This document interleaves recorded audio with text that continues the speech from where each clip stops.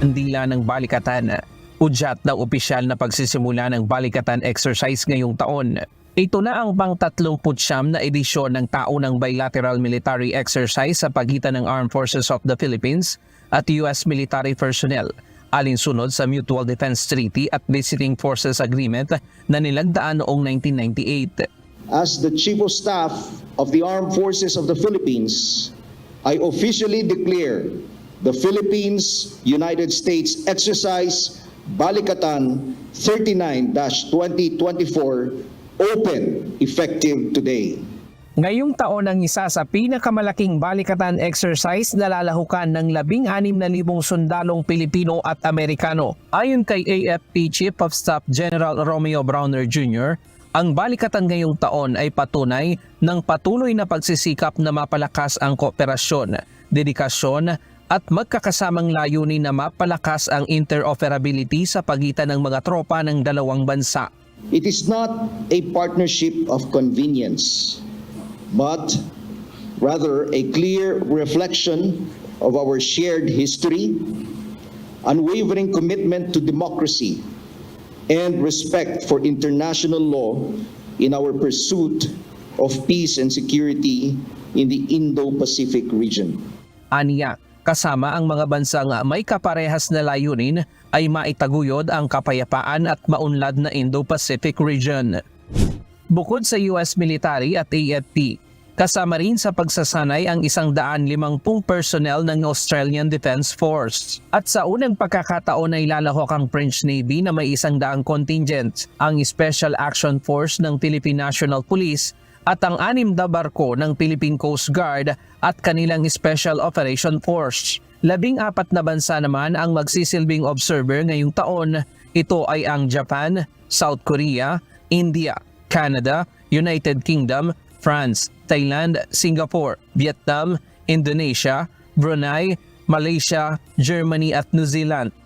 Kabilang sa mga aktibidad ay multilateral maritime exercise na sa unang pagkakataon ay idaraos sa labas ng territorial waters ng bansa. But it's not really addressed to any aggressors. But for the US, as we have been speaking, and the Philippine side, it's more of the development of our interoperability, our collective effort, protection of international law, and develop that, make sure that the freedom of navigation in these areas goes freely and not impeded by any other parties in the process. I think, again, exercises here and exercises in other locations operate based on international order and international law, and I think well within their own sovereign rights and responsibilities. We're conducting exercises that are normal.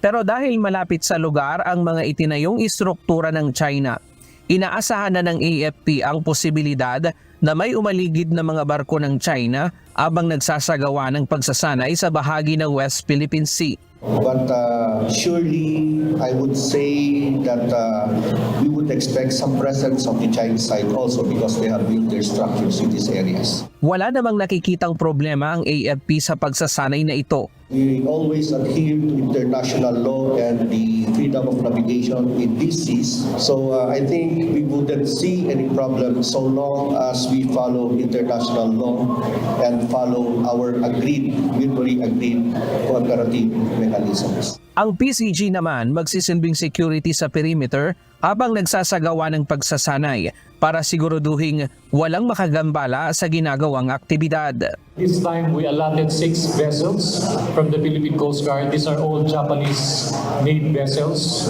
Yung dalawang 97 meters tsaka yung 4 na 44-meter vessels na magiging platform and security para dun po sa balikatan. Ilan pa sa pagsasanay ay ang Counter Landing at Maritime Exercise LFX sa Ilocos Norte, Island Taking Exercise sa Batanes, HIMARS Rapid Infiltration sa Palawan, Integrated Air and Missile Defense sa Zambales at marami pang iba.